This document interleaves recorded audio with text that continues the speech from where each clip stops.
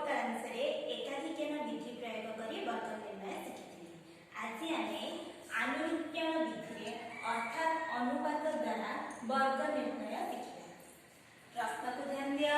23 रा वर्ग 23 रे अंक गुड़िकर अनुपात 2:3।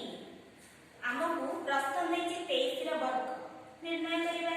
एबे लक्ष्य कर एकक स्थान अंक 3 एवं दशक स्थान अंक 2।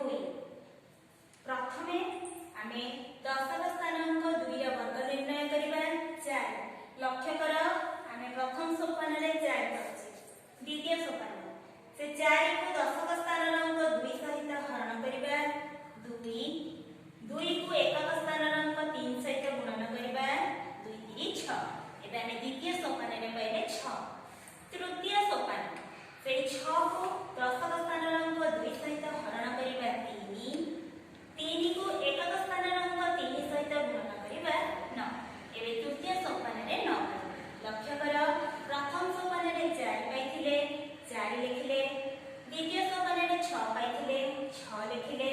तृतीय सोपान रे 9 पाइथिले 9 लिखिले। एबे लक्ष्य कर मझी अंकडी जहा थिबो ता तळको सेई अंक ही लिखिला। 6 अछि 6 लिखिला।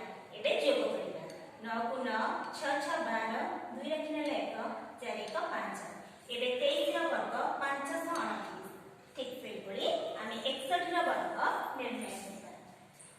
61 लक्ष्य कर दशक स्थान अंक 6 एकक स्थान अंक 1। 6 रा वर्ग 36। 36 को 6 रे गुणिबा 6। 6 को 1 रे गुणिबा 6।